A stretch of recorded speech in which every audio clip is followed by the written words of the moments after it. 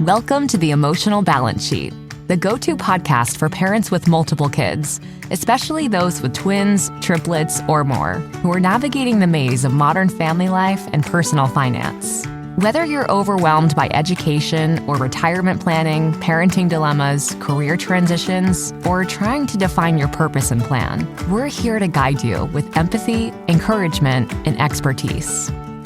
Hosted by Paul Fenner, founder of Tama Capital, a certified financial planner and parent to 4 kids, including a set of triplets. Our podcast is your ally in the quest for financial peace of mind, proving that money matters, but family comes first. Subscribe now and join our community of empowered parents at tamacapital.com. This podcast is for informational purposes only and should not be relied upon for investment decisions. Clients of Tama may retain positions in the securities discussed in this podcast. What does comprehensive financial planning even mean? At Tama Capital, it means a family office where lifestyle planning such as retirement, college, portfolio management, and tax prep and planning are all under one umbrella. But it goes beyond numbers. We focus as much on the emotional side of financial planning as we do on the financial side. We get you. We understand your challenges of building a family, business or career, and a healthy life. We are devoted to wealth planning for families like yours because we are you. Learn how our family can help your family by visiting tamacapital.com.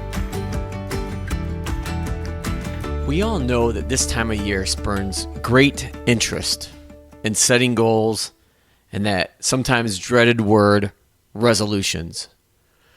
But do we actually know the difference between the two? Our resident neurologist expert, Dr. Teryn Clarke, is back to walk us through the difference between goals and resolutions and why we should focus on goals or objectives and not resolutions. Specifically, we address the acronym SMART, and we'll get into that in our conversation. But we explore the vital role of tiny wins in habit building and that rewarding shift in medicine and financial planning towards a more collaborative, lifestyle-centric approach.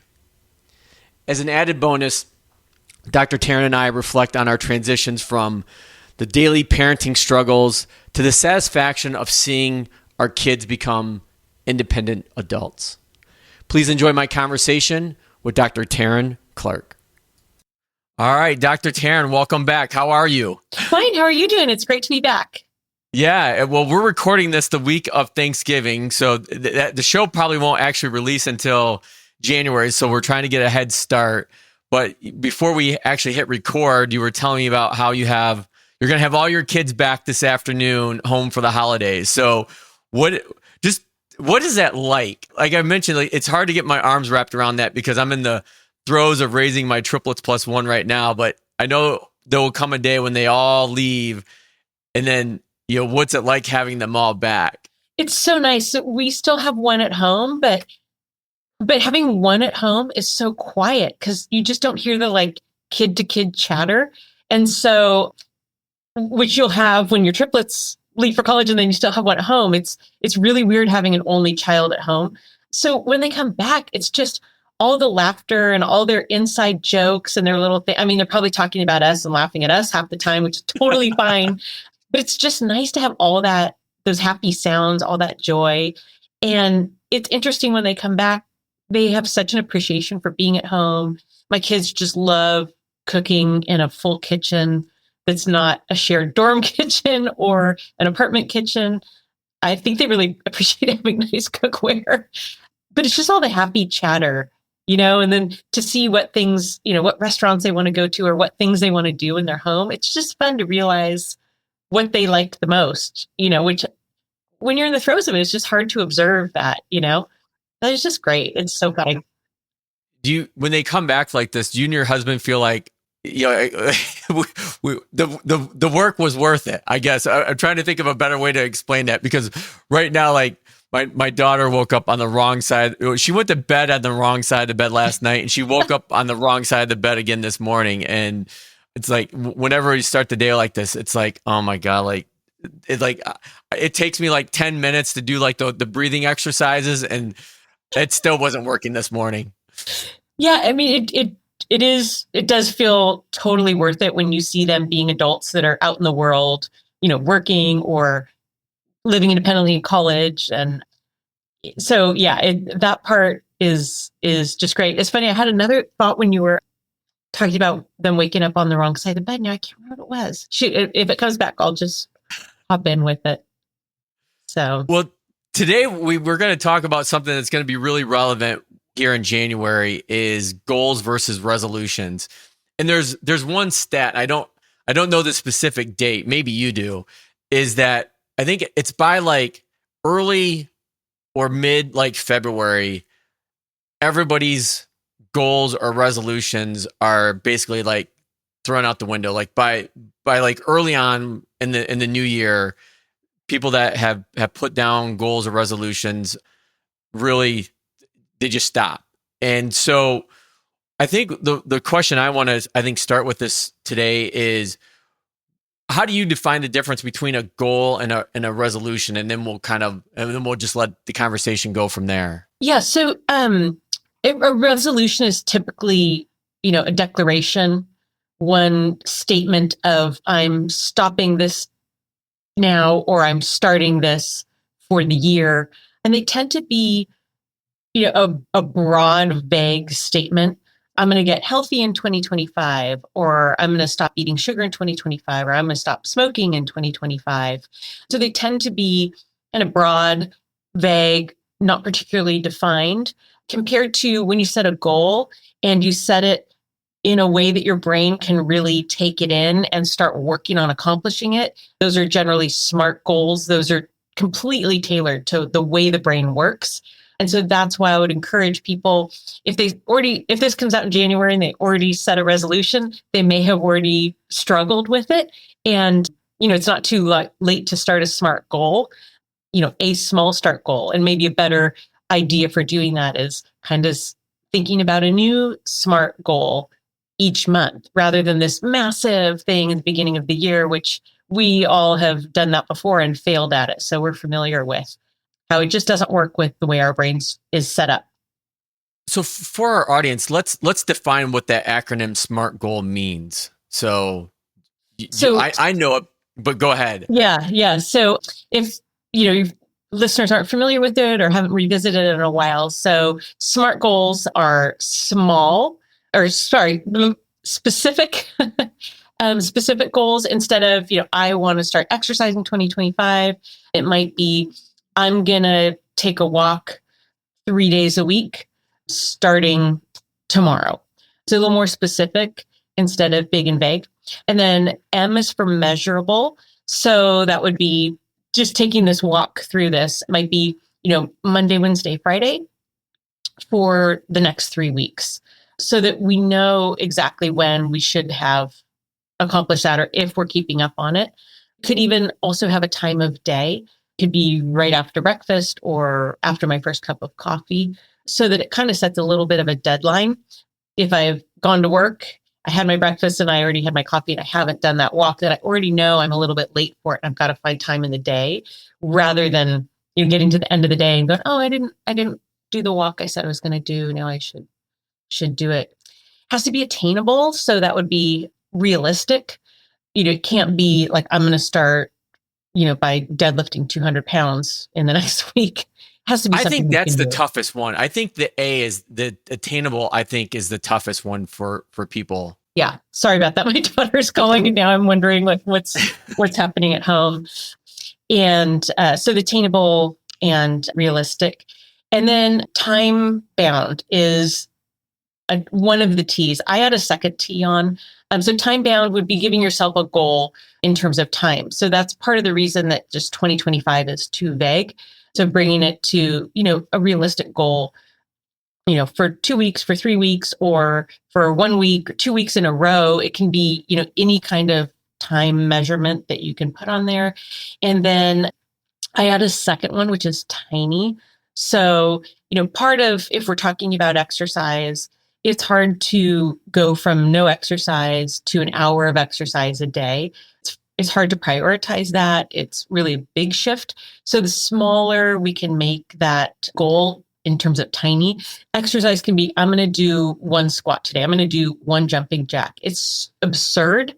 And that absurdity usually leads you to do more than you even set. So, and that feeling of exceeding your goal actually gives you an extra dopamine boost, which is our reward chemical. And so if we can set them really, really tiny and then meet them, that gives us 1 dopamine hit. If we can exceed them by a bit, it gives us a second dopamine hit. So that's the way I approach goal setting. I'll link back to one of our conversations a few conversations ago, because you talked about this when we were talking about tiny habits and habit stacking. And so I think that's what you're touching on there is one of our, really dovetails in one of our previous conversations. Yep.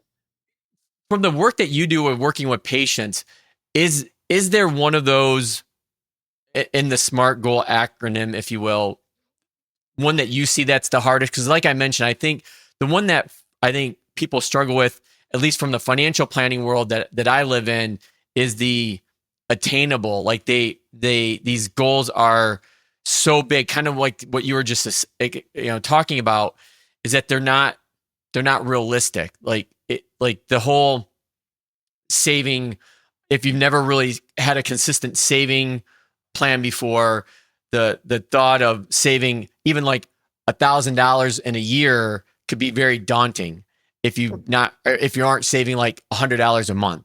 So you're breaking that up. And I think this goes back to our previous conversation too, breaking that bigger goal into smaller bite-sized chunks that's meaningful. And then to your point, it's like when you see some success, it just kind of builds on top of each other and you get that positive momentum. Right. And I think it's sometimes even within that SMART, so I didn't talk about, but R for relevant. So sometimes when people are looking at their goal of, let's say, saving for retirement, I mean, that goal is relevant. It doesn't feel as relevant to them to save, $50 this month.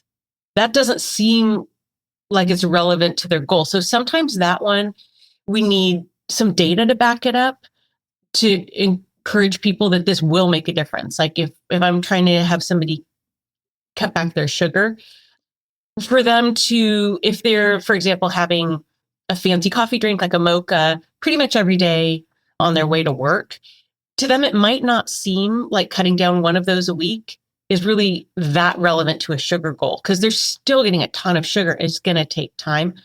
So sometimes that one, it's really mapping out making it into an action plan and seeing how that goal is going to slowly build a new habit that over time is going to get to their big relevant goal, but not trying to go from, 7 days a week of a really sugary coffee drink to none, because that's painful. People are going to fail. But taking out one a week, it's, so sometimes I find like with the savings, you kind of have to look at that map out of how amazingly money grows over time just from small changes. Compounding.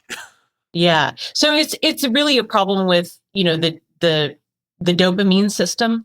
Sometimes we are only set up to get dopamine hits from accomplishing big things, or, when we're seeing only that big, like, I want to have $100,000 in my savings account tomorrow. Like that would be a huge dopamine hit, right? That's where gambling comes in. That's where buying lottery tickets comes in. But it's hard to focus the brain on really small goals and get those little hits of dopamine and have that be enough. So you get a bigger hit of dopamine by going out and shopping and spending $100 than you do by saving $100. And that's something we have to work against in terms of setting a SMART goals, setting action plans, and then committing to that. So in your work with your neurology patients, especially those that are, maybe on the precipice or cusp of like dementia or Alzheimer's diagnosis, do you find working with them, even maybe at some advanced ages, that creating SMART goals for them has some kind of like positive influence for them? Yes, because the brain really needs clear instructions. And that's where a lot of goal setting or resolutions breaks down. And so what I used to find with my patients, especially, is I would try to give them all that instruction during, a 1 hour consultation or follow-up.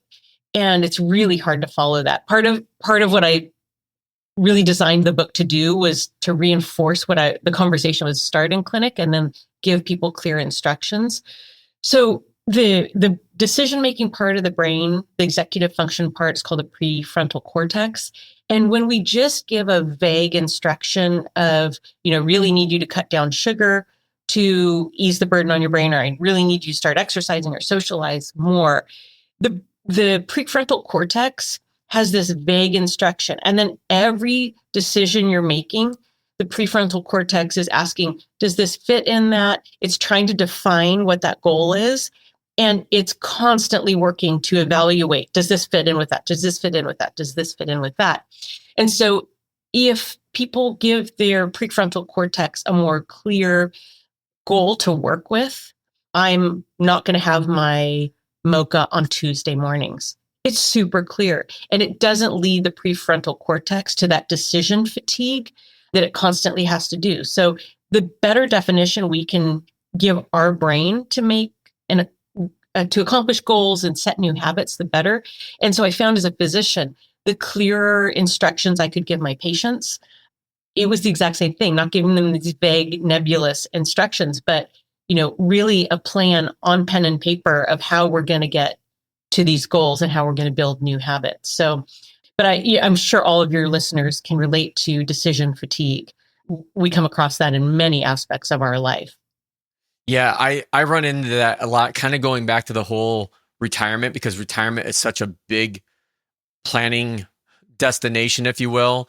And I think we've talked about this before, and I know I've talked about this with Alet Fishbach, who I've had on the show before, about this middle problem. So people are really excited at the beginning of a goal or journey, and then they're excited about the end and about what the destination can look like. But in the middle, that's where people lose a lot of that motivation. And ironically, I was just meeting with a family last night, and I had the same inclination, and I've really tried to change this about the financial planning process that I have implemented and worked with the families that I do at TAMA, is to try to not make it overwhelming. Because when people show up at my doorstep for the first time, there's typically a higher level of anxiety, maybe some trepidation, some fear. And so I'm always trying to work to bring that down. And I'm guessing that's kind of somewhat similar to when a patient shows up in your office for the first time and not knowing, really what's going on as far as their neurological health. Same way with these families from a financial standpoint. And so I know I used to do this. I used to overload them with information. And for the last several years, and trying to refine my process and make it a better client experience, is to try to give them less and less, but give them more consistency of these are the things that we should be doing, and kind of like a step function of okay, we need to do this before we need to do this, before we need to do this whole crawl, step, run kind of mentality. Yeah, I mean, that is exactly utilizing the brain pathways as we understand them, because the brain craves efficiency. That is what it will always try to get to, is efficiency. So when we have too many decisions or too many options, it's easy to get overwhelmed. And so when we can give people a simple plan that they can follow and externalize actually some of the motivation into just steps forward that are prescribed, it can be really helpful, especially if it's consistent with their overall goal. But we can take some of that day-to-day decision-making out of it, which gets so overwhelming and is not a particularly efficient process for the brain.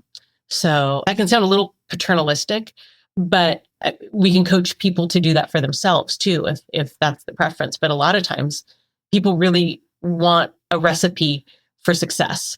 It sounds like the same thing in financial planning as it is for improving their brain health. That's an interesting point you just brought up. Do you feel like in the work that you're doing with your patients, is you're more like a coach than anything else? Because I feel that way a lot when it comes to the families I work with, and being this partner with them on this not only financial journey, but lifestyle, personal journey as well. Because I think a lot of people still have this stereotype of, or this thought of like what financial planning is. And then when they show up in my office for the first time, or, meet me virtually, they're like, oh, this is not what I had in mind at all. It's completely different, usually in a positive way.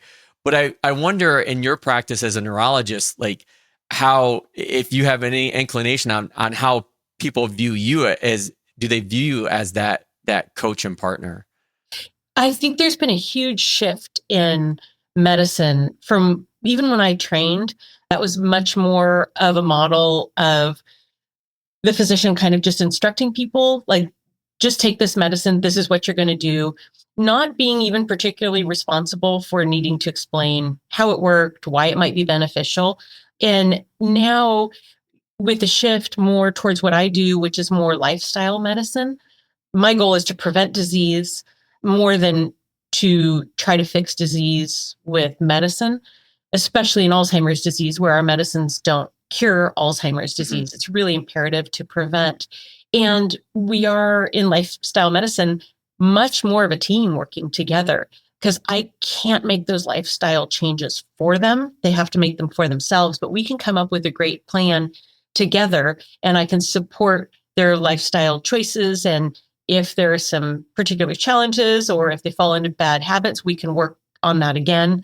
So it really has shifted. And I would guess that, you've seen a similar shift in financial planning, where it might be that you'd give an advisor your money and they would just do some magic in the background with it, and then you check how it was. I think that's honestly what people. What people think of when they think of a financial advisor is just that. It's like the person that manages my portfolio, or picks the stocks or whatever. And there are people out there like that, but I think that's a very common bond between the two of us is how we run our practices in completely different fields.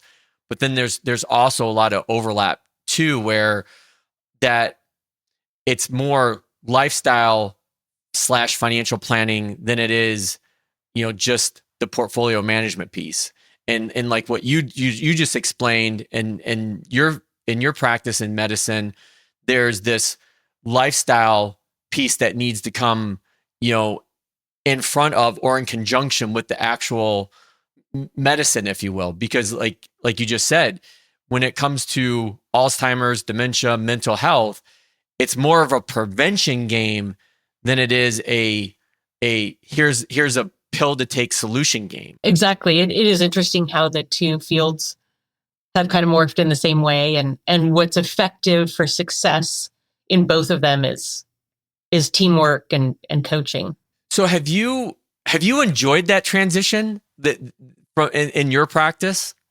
I have loved that transition. Yes. I mean, absolutely. I love it as a patient, because I like being empowered to, be in charge of my own health and see the differences I make, or the changes I make result in differences in my health. And it's, to see patients have success and they know they're responsible for that, and they did that, is super rewarding. It's so much better than just the feeling of getting out a prescription pad. And, there just are so few things that we truly cure with medications. And there's so much chronic disease that seeing people be able to change their lifestyle and change the trajectory of their health is very rewarding. Yeah, I would agree. There's this concept called the hero's journey. And, in it, there's the people have this perception of I use Star Wars as a good example, where like there's this hero out there, like, Luke Skywalker, but really the hero of the journey is the person themselves. There's a guide there, like a Yoda, that helps, guide like Luke around, but he's basically the hero of his own journey, because he's the one that takes responsibility. But then there's our roles as a financial advisor, as a neurologist, medical professional, that we have this hand in helping guide and being that coach or partner with people to help them ultimately get to where they want to go. And I think that's one of the biggest changes in my firm that I've really emphasized over the last 3 or 4 years is understanding your purpose and objectives. And I'm assuming you go through this with your patients as well. It's like, okay, what do we want to achieve? Like, what's our why? The famous Simon Sinek book. And then what are the supporting objectives we need to do to achieve that why? And I've found that in the realm of financial planning, families that really have a solid idea of what their purpose and their objectives are go on to have tremendous success, not only financially, but personally as well, because they know what they ultimately want to achieve. And I'm just helping them bridge any gap between their personal life and their financial life. Yeah, it's also a lot like parenting. It's Yes. it's the support you give people when they're making their own decisions, and you help guide them, but you certainly can't make those decisions for them. But you can give the information so they can do their best. And it's just a different level of parenting. And I think that's shifting even more from the more instructive prescribed to the supportive. You just shift as they age. And so a lot of parallels throughout life that way. Yeah. So you're to pull on that thread a little bit more. You're in a really interesting transition with your kids right now, because obviously you have one that's started his career. You've got another one in college, and you've got one at home, and so that's got to be a really cool melting pot, because I'm sure that maybe the one that's left home, it maybe he's coming back for a little bit more advice from time to time, maybe, and you're not as dumb as you used to be, in his eyes. Yeah, I mean, I had heard that statistic earlier, and I think I shared before, that it's something like by the time they're a freshman in high school, you spent 80% of the time. Yeah. I think that's the statistic you're going to spend. Yeah, we talked about that. Yes, ballpark. We're in the range. Yeah, and we are going to spend more time with them in an adult to adult relationship than a kid relationship, and it's so hard to see that when you're in the kid part of it. When they're under your roof, and it's just amazing to see them come around and sometimes say the things that they've picked up from you, which you didn't realize was maybe an important message, or you didn't realize they were listening. And then you see that some of the wisdom you imparted really made a difference in the decisions they're making as an adult. It's super rewarding. And I think having one in each of those stages makes us really appreciate each of the stages itself. It's making us appreciate the one we have at home while we have him. We have him for another 1.5 years. So we're really in the moment with him, enjoying that. But at the same time, I see the future, when I look at his oldest brother, and I can see how cool that relationship's going to be when he's on the other side of college. So instead of making me kind of freak out that we're about to be empty nesters in a 1.5 years, I already have, the reward of seeing how beautiful the adult to adult relationship is. So I'm not clinging on to him. I mean, I'm appreciating it. I'm in the day with him, but I'm not clinging on to it and fearful of the day he leaves, just because I know it's going to be okay, which is hard when your first one leaves. You don't know that it's going to be okay, but it's really neat. And then I'm having fun realizing how quickly college went for our oldest. I'm having fun with my daughter at school, and she was worried about spending money on football tickets, and she's at Clemson. So it's like, that's right. Spend the money on, student tickets, first of all, aren't that much. They think they are, but they're not. But it's like, go to every game you can, because you're probably not going to go back to South Carolina and go to games, and it's never going to be as fun, and you're going to blink your eyes and be a graduate. So, I think all of those are making me appreciate everyone in their time. So it's kind of special. It's just so interesting when you have triplets leave all at the same time. I can't imagine. We've had this, we've had much more of a dimmer switch on kids at home than you've almost got a light switch there, because it's going to be such a dramatic shift. Yeah, it's definitely going to be interesting. I was actually having a conversation with a friend of mine that he had twins about 17 months ago. He had a +1 first, and then he and his wife decided, okay, let's just try to have one more, and then they got the twins. But yeah, I try to think of that as well, and it'll be interesting to see, like, what they all decide to do, meaning do they all three like go away? Do one maybe stay local because we're here in Metro Detroit and there's lots of colleges around or universities. So yeah, it'll be interesting to see how that all works itself out. But yeah, we'll see. I'm getting more and more excited. Put it this way, Dr. Teryn, I'm getting more excited about it, to like what you were pointing out. Like, I'm not clinging to it like maybe I used to. I know there's things I'm certainly going to miss, about not having them home. And then I know there's things that I won't miss about having them home. So it'll just be the life transition and stages that we all go through as parents. So yeah. But this is why I love having these conversations with you, because we initially started off talking about goals and resolutions, and we make ourselves back to parenting and lifestyle planning, which is great. So yeah, like I said, I completely enjoy these conversations. I know our audience does as well, because the feedback's been great. So I hope everyone out there has a great holiday, or had a great holiday by the time that we release this show. But Dr. Teryn, thank you so much for being on again, and we'll look forward to the next conversation. Yeah, I'll look forward to it. Happy 2025.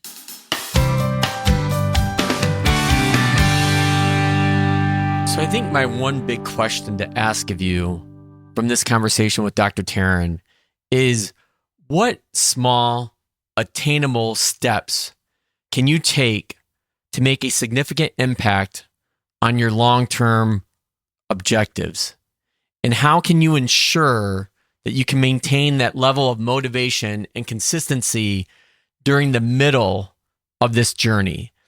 And if you recall, the middle is where we get into our biggest issues, meaning we're really excited about starting a new objective, a new project. And then at the end, we're excited about wrapping it up and finishing it. But it's in that middle piece that we can get really lost. And I've talked about this a lot with previous guests on the show, especially when you're dealing with a long-term objective, like saving for retirement or getting healthy. And this is where it's key to realize that there's a big difference between setting an objective or a goal and a resolution, which you often hear this time of year. So hopefully you find this insightful and think about this question. That's it for this week. We'll see you next time. Now that you've made it to the end of another great conversation, are you looking for more? If so, head over to tamacapital.com, where you will find all of our conversations. Use the search feature to find the topic or guest you would love to learn more about. Also, don't forget to make someone else's day by sharing our show. Thank you so much, and we'll see you next time.